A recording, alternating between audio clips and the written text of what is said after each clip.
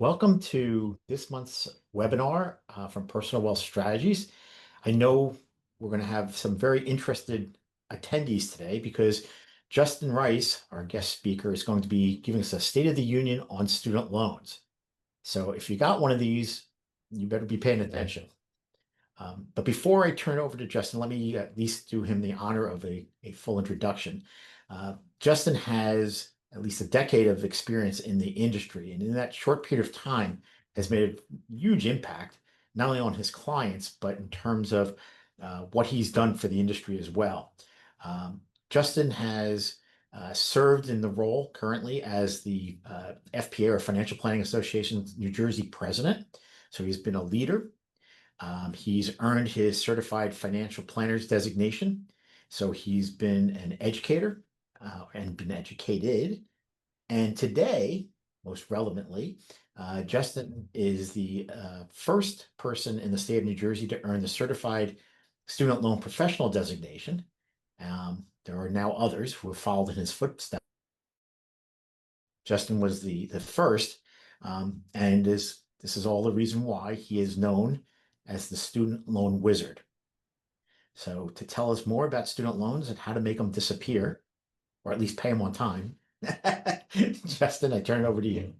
Now, that is the goal. Make them disappear, get them out of our lives entirely for the remainder of history and never get into them again.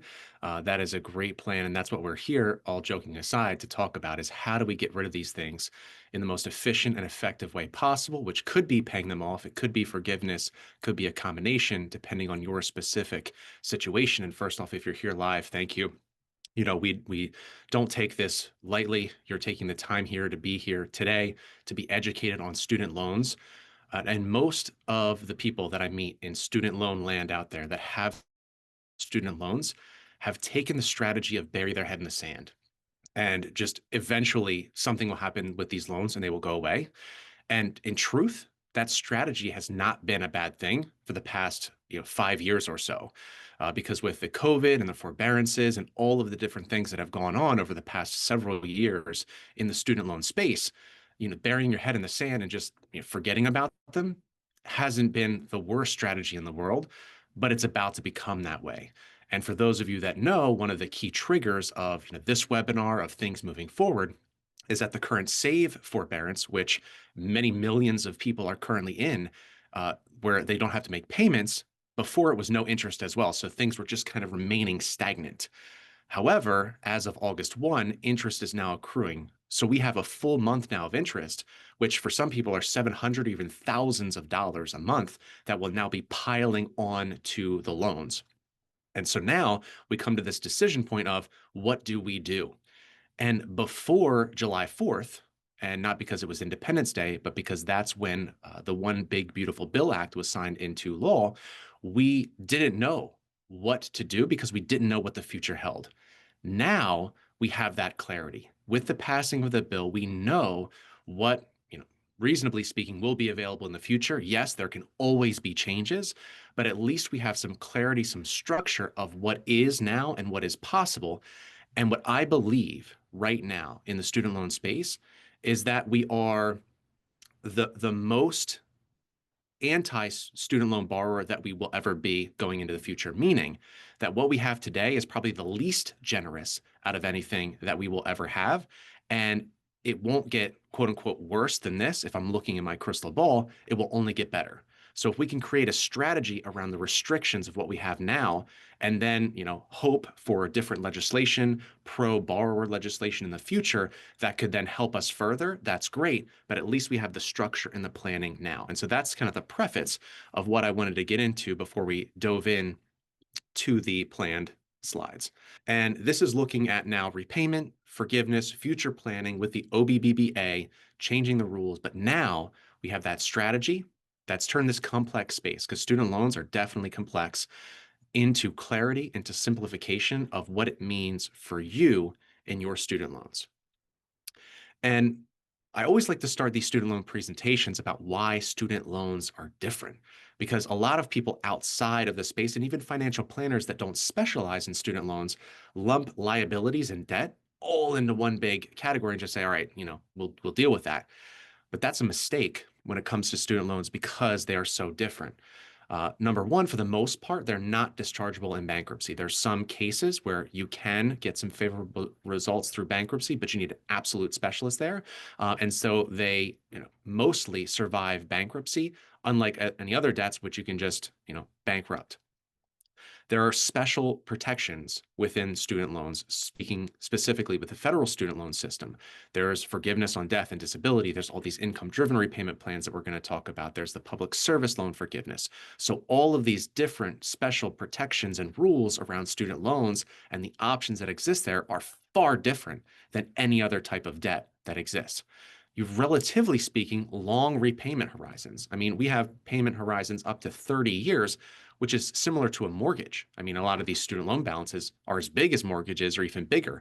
And so they have much longer terms. They've got different options, repayment options. And so there's complexity there. But then the final piece is the reason that they were taken out in the first place. Because hopefully speaking, your student loans were not a waste. They weren't just, you went to go buy a sweater that you've now already gotten rid of and don't wear anymore.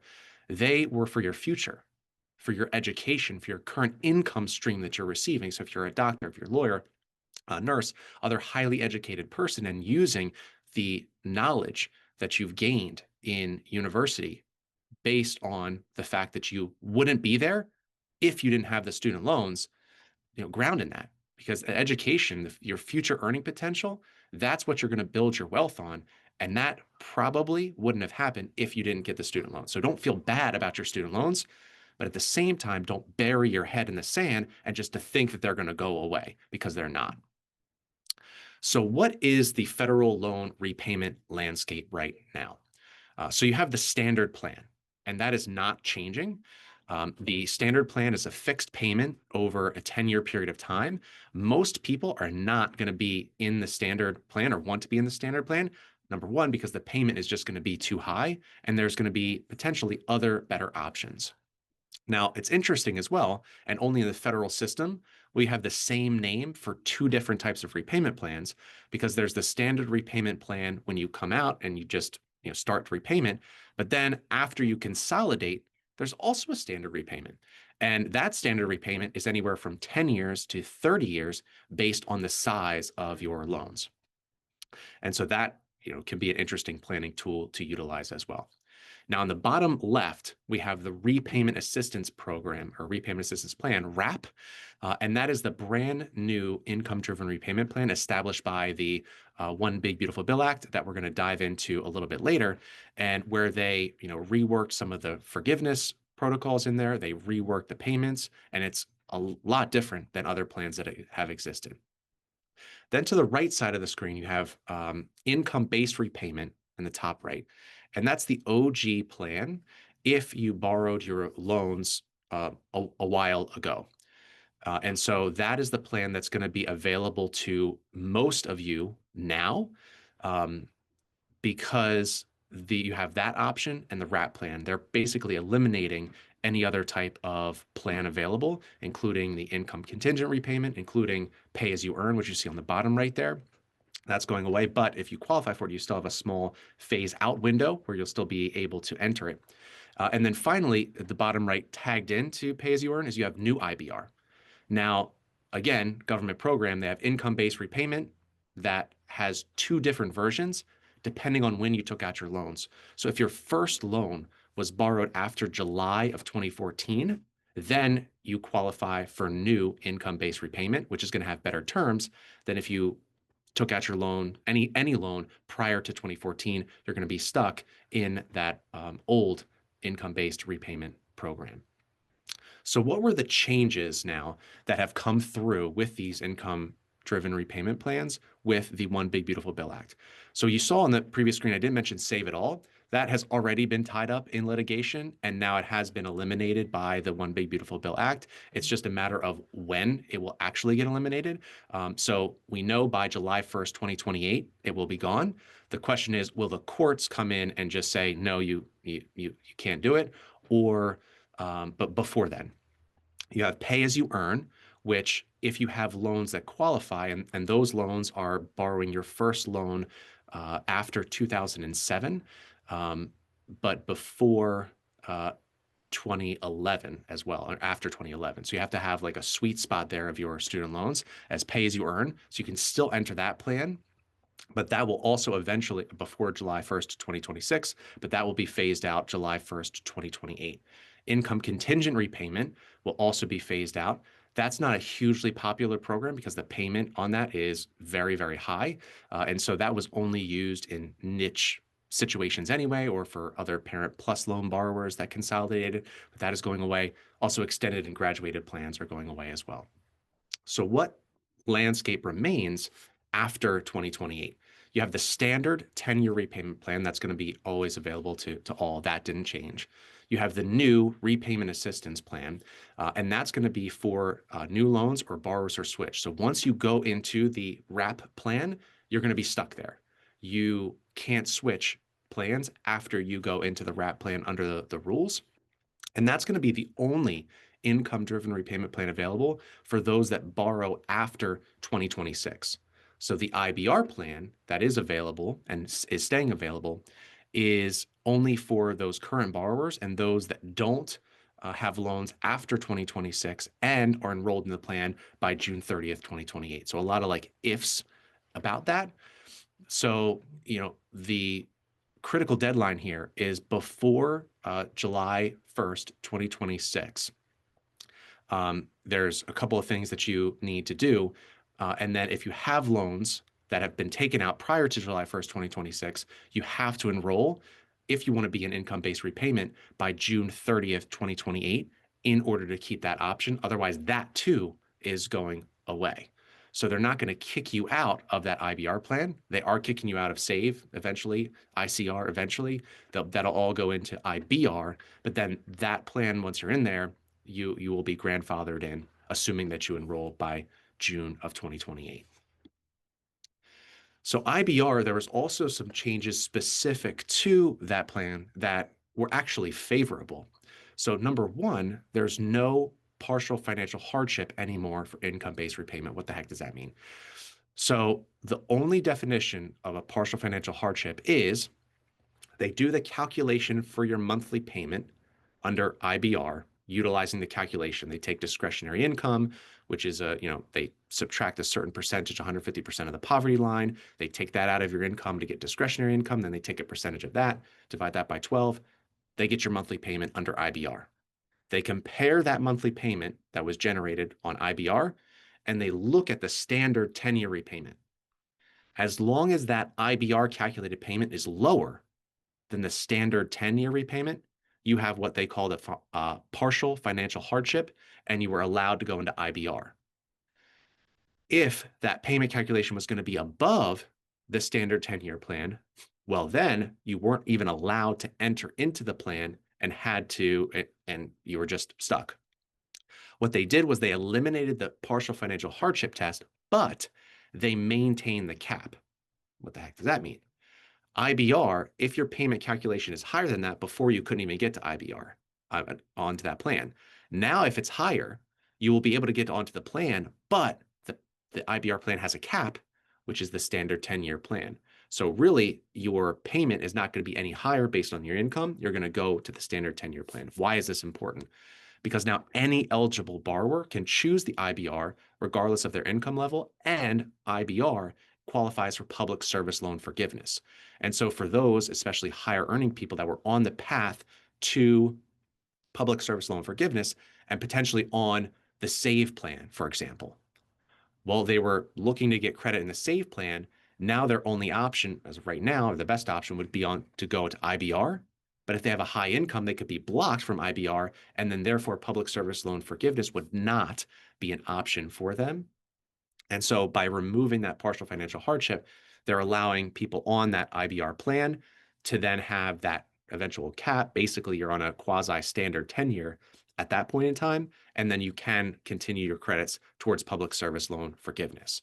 Now, once WRAP officially comes out and is launched, which I believe everything will be ready by July 1st, 2026, once that's officially launched, they could go on that plan, but there's no cap on payments in that plan. So, and the 10% of income is, or 10% of adjusted gross income is the calculation versus, 10% or 15% of discretionary income, which is a different calculation under IBR. And so that was actually, a footnote in the bill, but actually a big footnote, and I was very happy to see that that was the case. Parent Plus access. So for the first time ever, borrowers who consolidate the Parent Plus loans into a direct loan can enroll in IBR. So previously, if you only did that one consolidation, your only option was ICR. Now you do just one consolidation, you can get on IBR. Prior to this, we had to go through a whole rigmarole of consolidating some Parent Plus loans here, some Parent Plus loans here, and then consolidating those Parent Plus loans so that you could then be eligible for other repayment plans. You don't have to do that double consolidation anymore. You just have to do one consolidation for Parent Plus loans, and then you're eligible for IBR. But here's the key. Here's the urgent deadline, especially for Parent Plus loan borrowers. You have to have them consolidated, again, just one time, before June 30th, 2026, in order to have them qualify. If they could get consolidated after that, and they have a date of the loan of July 1st, 2026 or later, the only option at that point in time, I believe, would be the RAP program at that point in time, if Parent Plus loans are even eligible for RAP, which I would need to double check. But really, you don't want to have that happen. You want to be on IBR, and you want to have those loans consolidated and enrolled, in IBR pretty much at the same time, or you do have another 2 years to be able to enroll in IBR by July 1st, 2028 at the latest. All right, so what is this repayment assistance program and how does it work? So this is the new plan. It's going to be for loans dispersed after July 1st, 2026. It's going to be the only plan option, income-driven plan option available for borrowers after that date, new borrowers after that date. Now, they have a tiered payment rate based on your income. So if your income is below 10,000, the minimum payment that you have is $10. Even if you have like very low income, even if you have 6 dependents, it doesn't matter. Like whereas in IBR, the other repayment plans, you can have a 0 payment. There's no situation where you can have a 0 payment in the RAP program. It's always a $10 minimum. Then once you increase in your adjusted gross income, the percentage changes based on your bracket. So from 10 to 20, it's 1%. From 20 to 30, it's 2%. From 30 to 40, it's 3%, and so on until you hit 100,000. And then it's 10% of your adjusted gross income from then on in terms of your repayment. Instead of using any poverty lines or different reductions for dependents under the poverty line, they just use a straight $50 per month deduction per dependent child. So if your payment calculation is using your AGI is $200 a month, and you have one dependent child, your actual repayment per month would be $150 per month because you have that one child.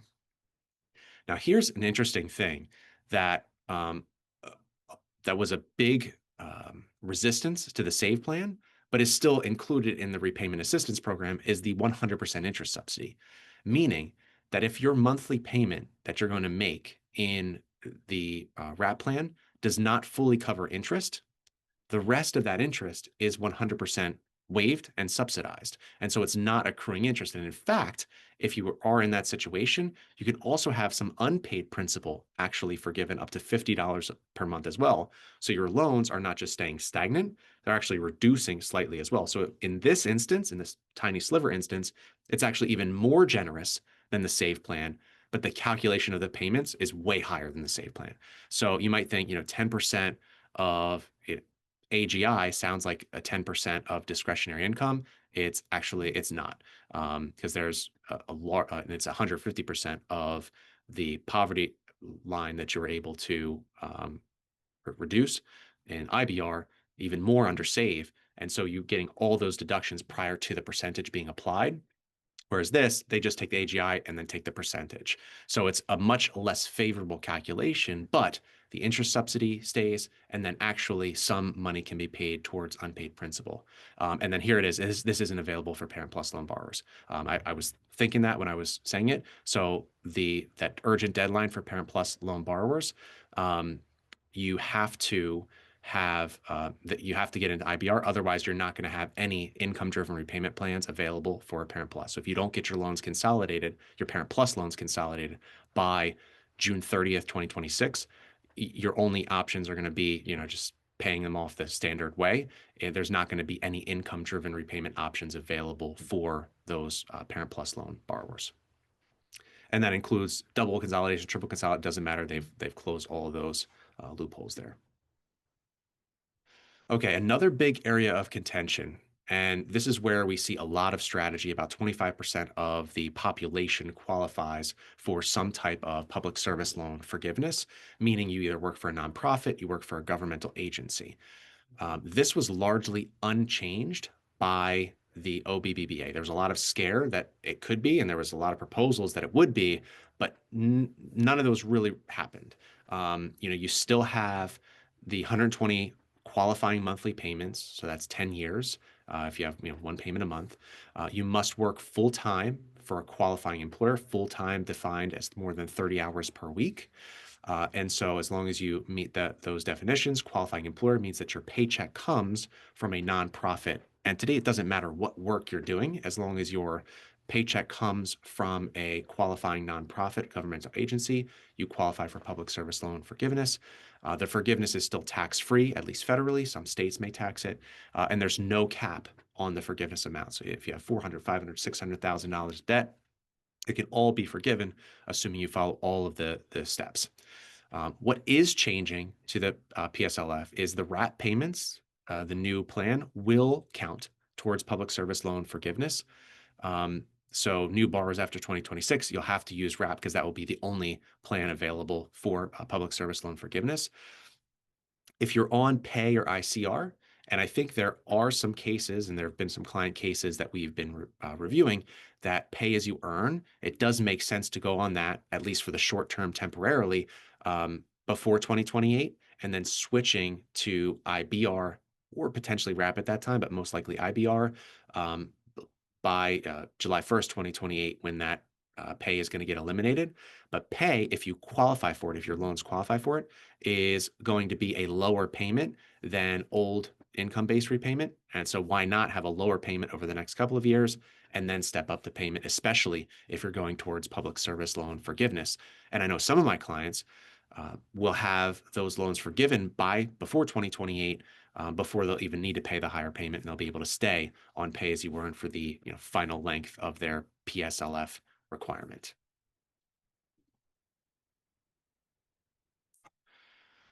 All right, so student loan, what do we look at when we're managing student loans? Number one, we want to see about forgiveness. Can we optimize forgiveness? So obviously, public service loan forgiveness is a big one, but also just forgiveness through income-driven repayment programs. So even the RAP plan does have a forgiveness after 30 years. So that's the longest out of any income-driven repayment plan. Even under old IBR, it was 25 years. It was shortened to 20 years for new IBR and pay as you earn. So 30 years, it's still eligible. That's not going to be the path for most people, but can still be the path for some. The tax filing strategy has still remained. There was a lot of potential proposals that were going to eliminate the ability to file your taxes separately to exclude spousal income. You can still do that. So that still needs to be reviewed of whether or not to file your taxes jointly or separately so that you can minimize your student loan payment to maximize whatever forgiveness that you can qualify for. Consolidation is still going to be important, especially if you have those way older FFEL loans, Perkins loans, because you want to get those into the direct program prior to July of 2026 to be able to get them direct and be able to get on IBR. And then finally, another strategic loan strategy that we utilize is lowering your AGI. Well, how the heck do you do that? Well, first off, you can make less income, but that's not fun. I don't want to do that. I want to make more income. So one of the easiest ways to lower your adjusted gross income is to make pre-tax retirement contributions. Now, I love Roth contributions. I love that it's going to be tax-free in the future. But if you think about it from a student loan borrower perspective, when you're putting money in to a pre-tax retirement plan, it's not only going to save you taxes and your tax rate, it's also going to reduce your student loan payment. And if you utilize that lower student loan payment to qualify for more forgiveness, that's basically additional free money that you need to factor in when you're calculating, do I do pre-tax or do I do Roth? So that's something else critical to a student loan management plan that you want to make sure to incorporate. I'm going to talk about something that I haven't spoken about in a long time, and that is private refinancing.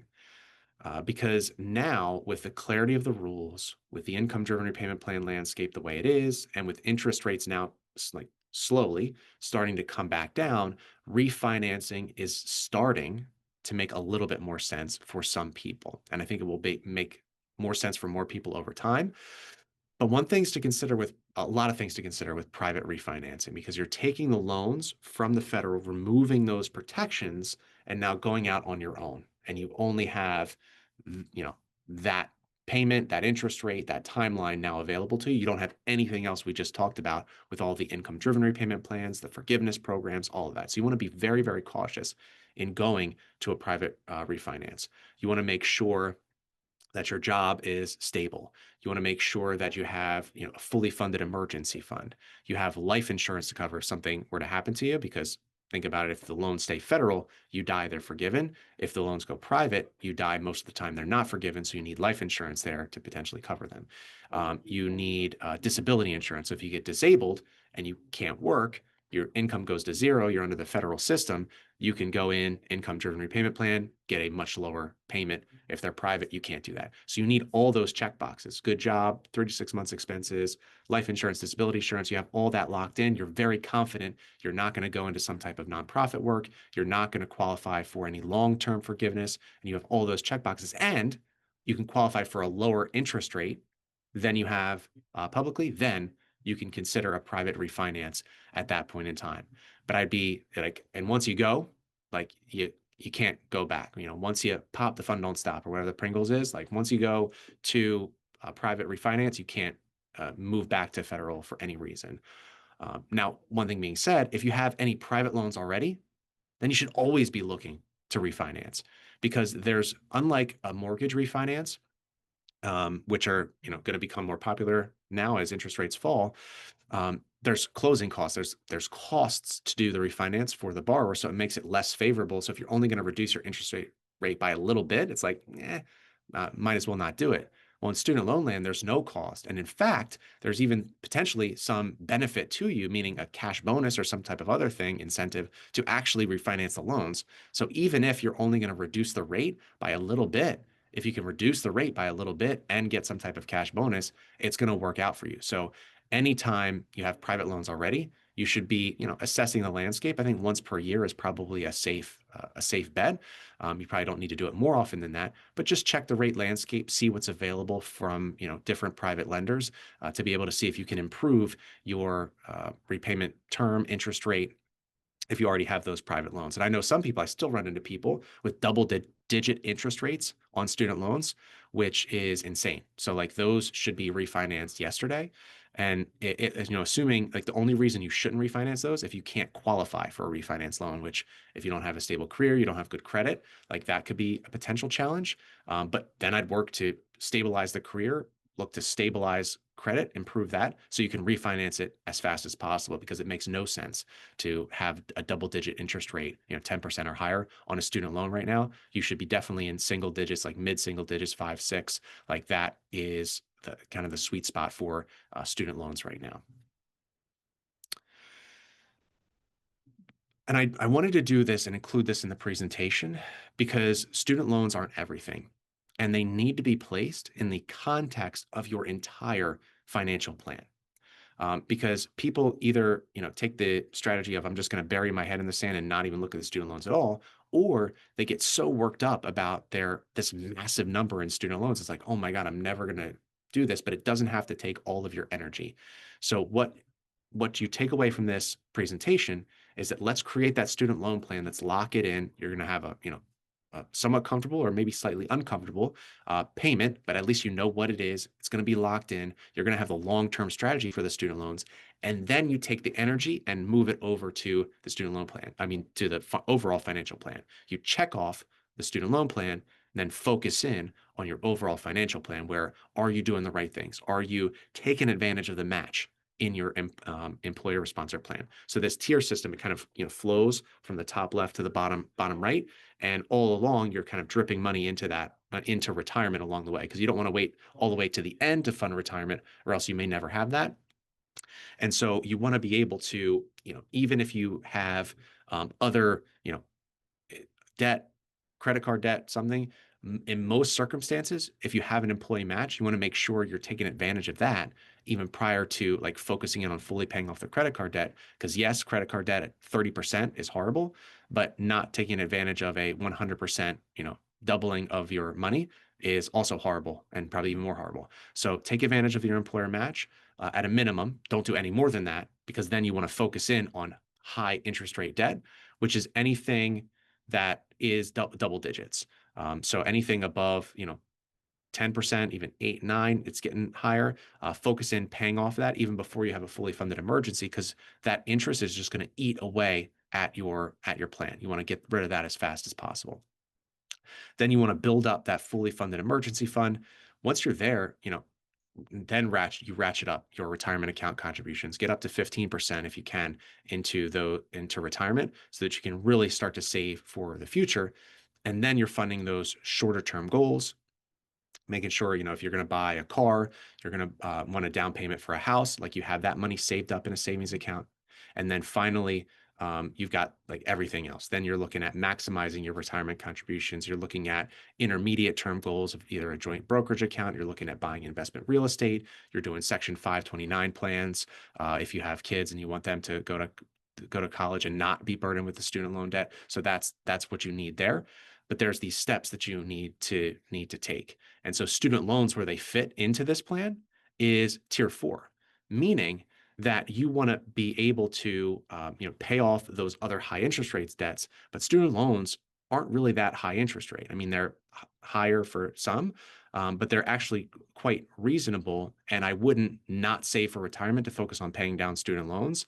Like I would save for retirement first, make sure you're fully funded for that, and then focus in on the strategy for student loans, eliminating your mortgage early if you want to have a paid for house, and other types of investing in tier 4. All right, so just to review some of the changes. So that save plan, interest is accruing. Most likely you want to get out of that as quickly as possible, because you're not making any progress on anything staying in the save forbearance. Interest is accruing to the maximum amount. And it's not going to be around. It's eliminated. It's just a matter of when it actually gets eliminated. So that was a great idea. It was a great, generous IDR plan. But now its time has come to get out of that. Has been eliminated. I did want to briefly mention the one-time account adjustment. That was a big change that President Biden helped to implement, and that allowed a lot of people to regain their track towards long-term forgiveness, public service loan forgiveness. And so that stuck around. So that wasn't eliminated. So if you were able to take advantage of that, either intentionally or by accident, that stuck around. So people have more time towards the forgiveness. And so that was an overall good thing for the borrower. Obviously, the one big beautiful bill that we've talked about through this entire time, it created that repayment assistance plan. It eliminated the legacy IDR plans. And all in all, it simplified the system. Now you don't have all these different repayment plans. After 2026, you're going to have the standard plan and you're going to have WRAP, and that's it. So it did simplify it, which is good, but simplification also means that you don't have edge loophole cases or different things that you can take advantage of in the system when there's a lot of different options, a lot of different confusion. And the final thing I want to emphasize is tax treatment. So there was a special thing, I believe it was in the Inflation Reduction Act, where they made the forgiveness on any student loans tax-free through 2025. Now we're coming to the end of 2025. That has not been extended anywhere. So starting 2026, public service loan forgiveness still is tax-free. But any other type of forgiveness, even under those long-term IDR plans, is going to be taxable, assuming things don't change between now and then. And so if you have a lot of payments and you're closing in on that 25 years of repayments under the IBR plan, where you would be eligible for a long-term forgiveness, you really want to try to get your ducks in a row to qualify for forgiveness before the end of the year. Make sure you do everything possible to do that. Otherwise, all of that forgiveness is going to flow through to you as taxable income and be basically phantom income, meaning, yeah, you got 200,000 forgiven. You didn't make 200,000. That 200,000 is no longer there. That's great. But now you have to pay $50,000 in taxes because of that. Where you're going to get that $50,000, lump sum, you got to either take it from savings, borrow it, or do something in order to pay the tax bill on it. That's not going to be fun. And so that tax treatment, there was some hope that, it would get extended, but I don't think it will until people are going to start getting these, large 5-figure tax bills from their forgiveness and have no idea, no way to pay them. And then the government's gonna be like, all right, we need to do something about this because this is crazy. So the action steps, what can you do? Parent Plus loan borrowers definitely must make sure your loans are consolidated all together and then get on that IBR plan so that you don't miss out on that. Because otherwise you won't be able to have any income-driven repayment plan options available. FFEL borrowers, those were borrowers, way ago. They eliminated those loans, I believe in 2010. So you had to borrow before 2010 and even be on that FFEL program.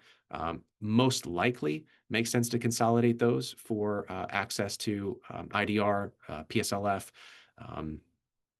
and to be able to get on the current plans that we talked about. We didn't mention, and I should have mentioned this at the beginning, so I'm sorry if you stuck around and you don't have student loans yet and you're looking to go to school and looking to borrow. We didn't really touch on any of the new uh, student loan stuff for like borrowers that are currently going to school or will be going to school to borrow loans. There have been many changes around that as well through the One Big Beautiful Bill Act. For example, for graduate students, they eliminated the Grad Plus loan program, and it's being phased out. And so you have to have some stipulations in order to still be eligible for that Grad Plus loan program. So you definitely want to pay attention to that. But this presentation was specifically focused for those people that actually had student loans already and are looking to eliminate them in the most efficient way possible. And then also there's new limits on the borrowing of student loans. So before, Parent Plus loans, Grad Plus loans, those were, basically unlimited in the amount that you could take. Now there's new limits on loans. So once you max out, you're done. So I think we're going to see some massive changes within the higher education space, because for some of these more expensive schools, if people can't access them anymore all through student loans, and they don't have the money, like they're either going to need to attract private dollars, private loans, and be able to do that, or if the degree is not going to pay out fully, these programs actually may close down, and we may see some programs not survive this new legislation because students just aren't going to be able to finance those educations. And then before June 30th, 2028, that's when the full phase out of IBR, pay as you earn, ICR all come to fruition.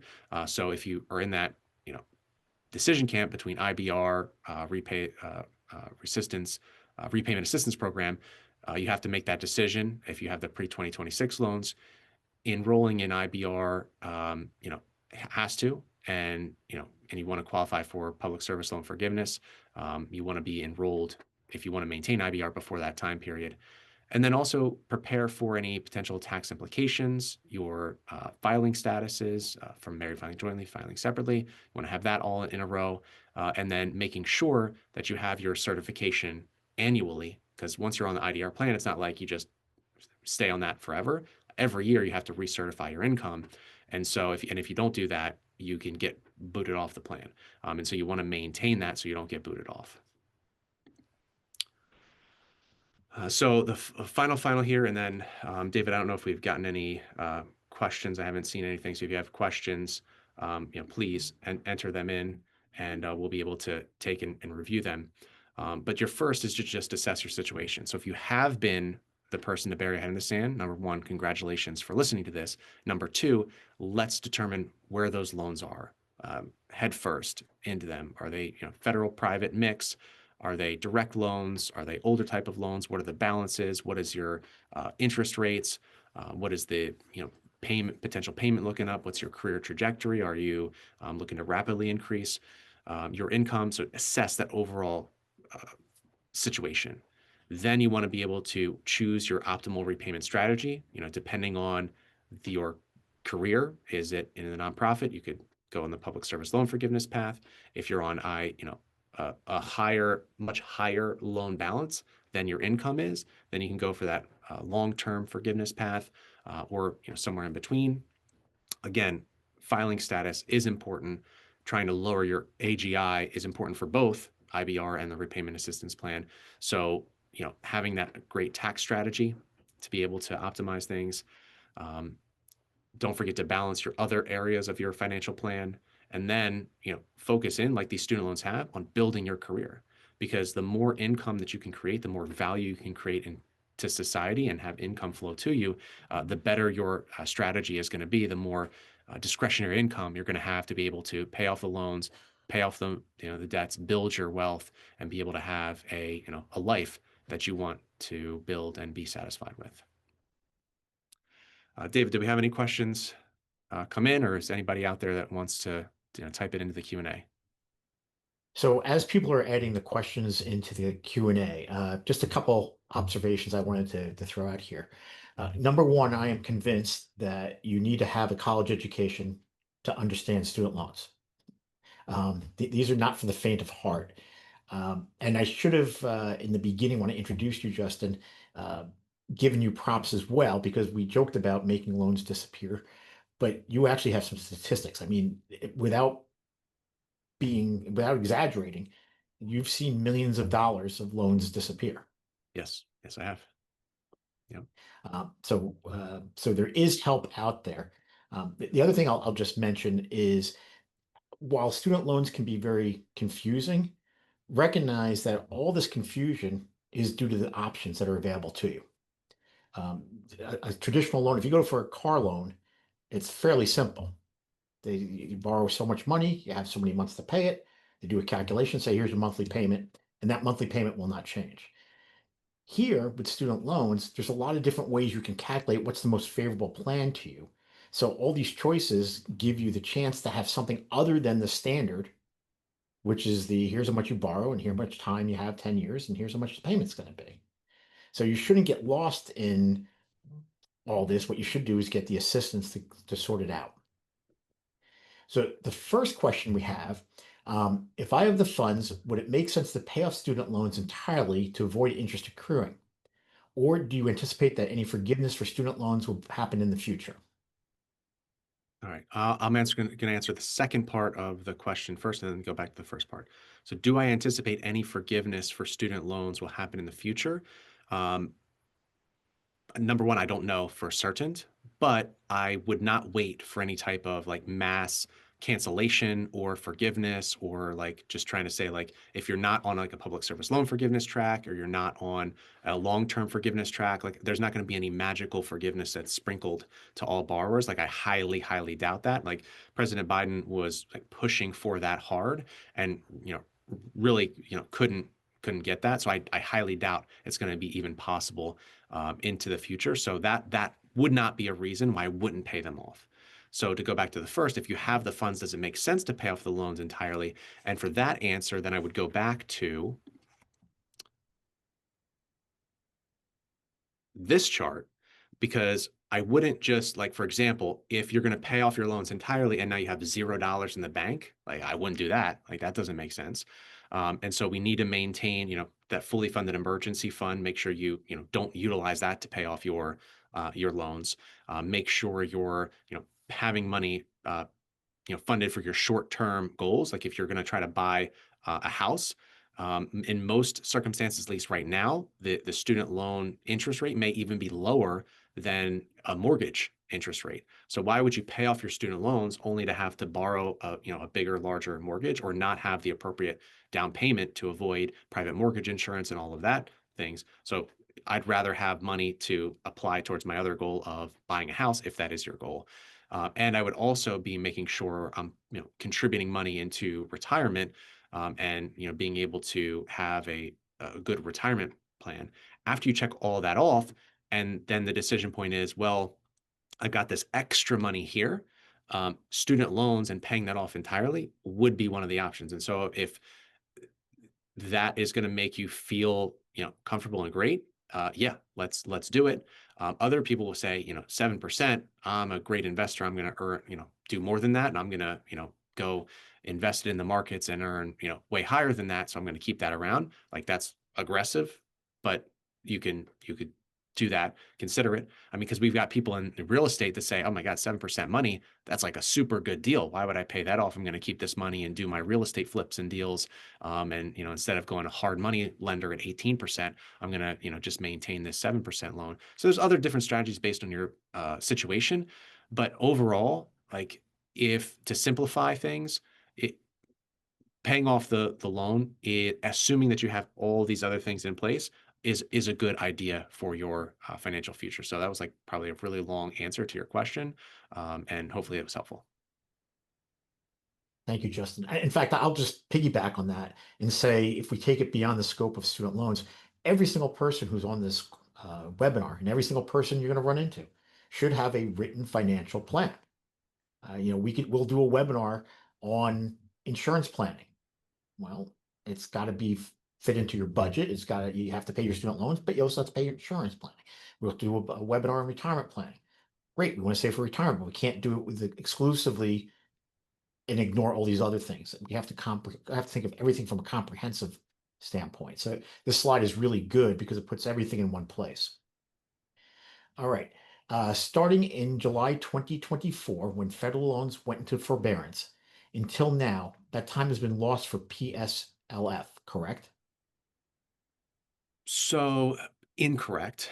So it doesn't automatically count towards PSLF. So before, if you go back to the other forbearances that have occurred, like the COVID forbearance and different things like that through 2020 and 2021, 2022, all that time, even though you weren't making a payment, interest wasn't accruing. That time, assuming that you were working for a qualifying nonprofit, all the different check marks you need for PSLF, then that time all counted regardless.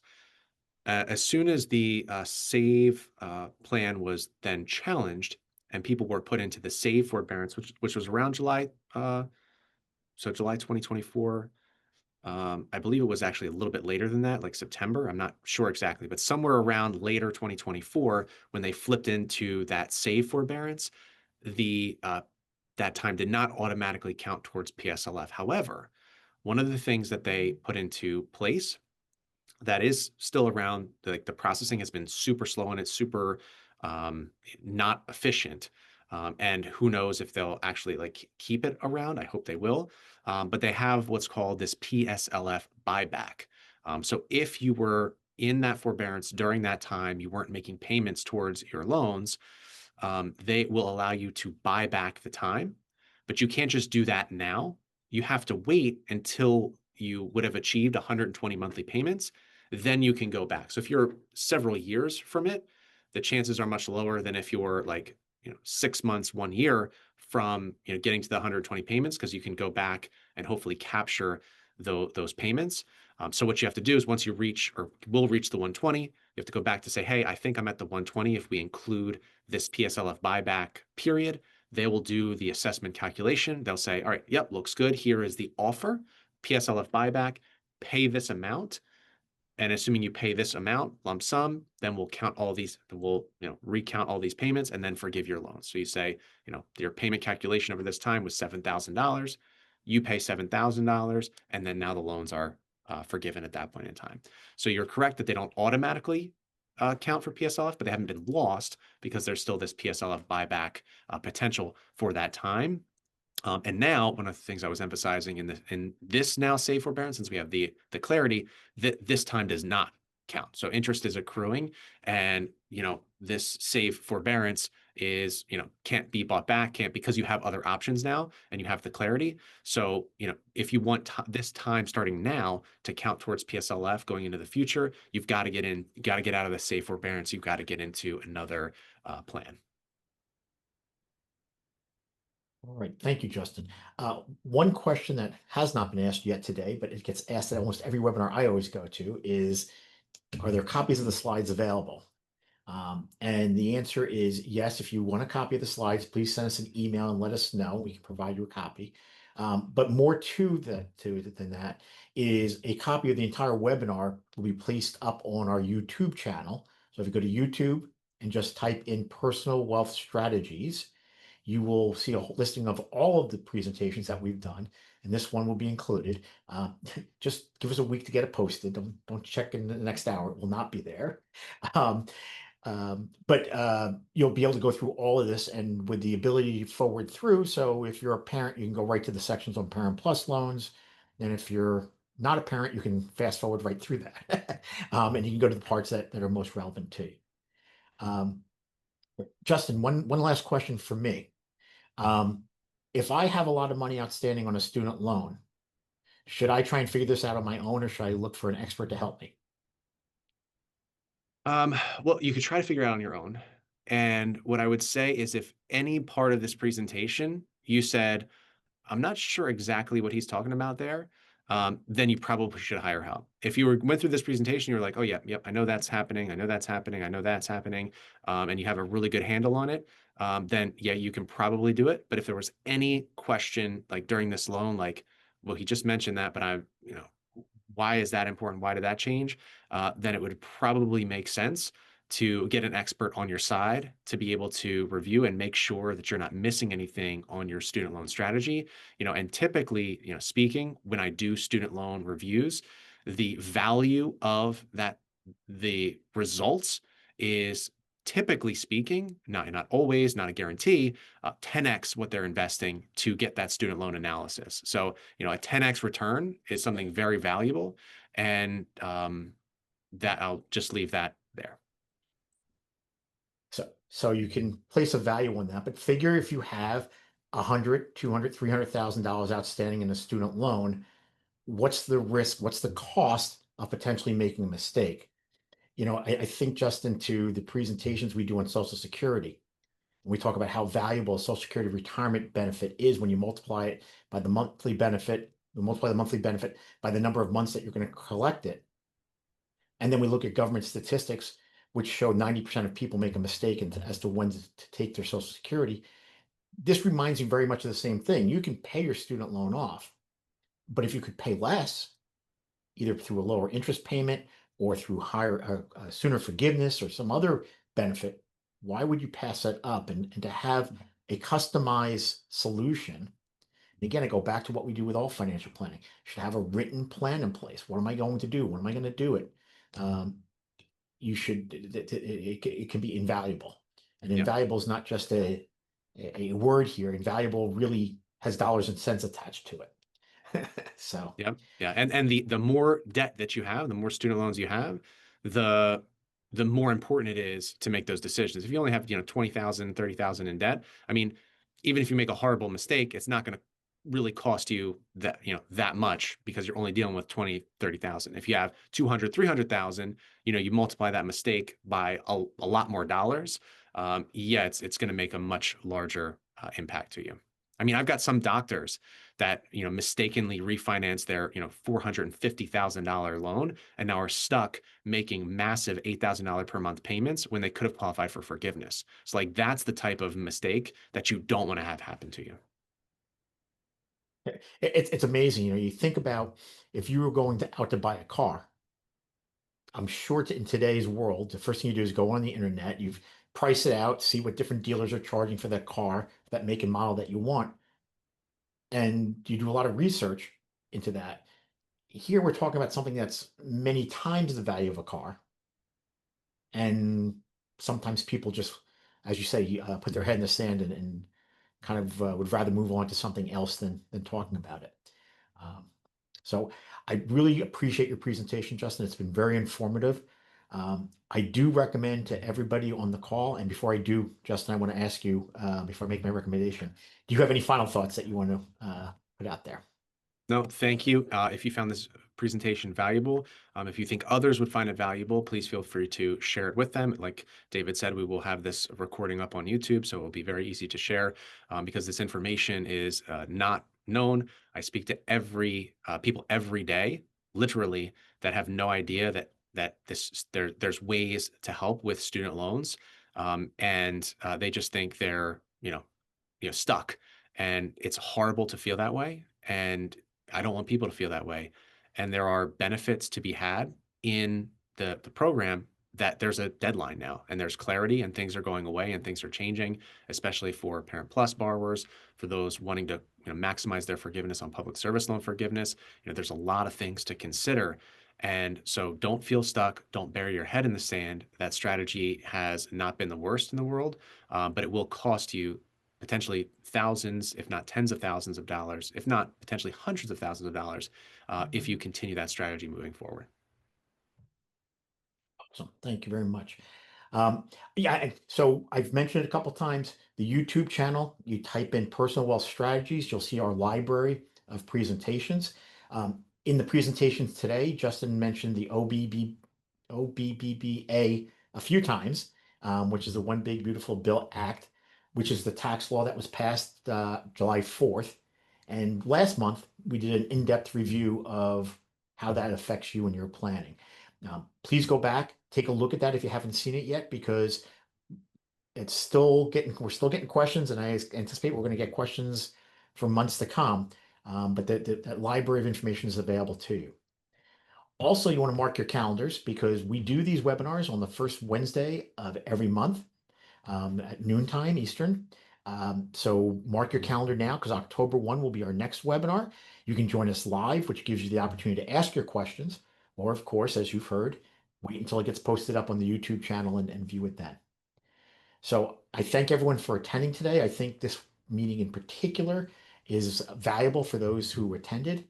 And if you have questions, please reach out to Justin in our office here. The information is up on our website. If you don't have Justin's email directly, I know it's part of the slide package as well. And just maybe bring that slide right up as we're just wrapping up here. So if you do want to contact Justin, you can do that at Personal Wealth Strategies. Our website is our name, personalwealthstrategies.com. And Justin's email is that easy. It's justin.rice@personalwealthstrategies.com. So I thank everyone for attending today. I look forward to speaking with you soon. And if we can ever help you out in any financial matter, please give us a call.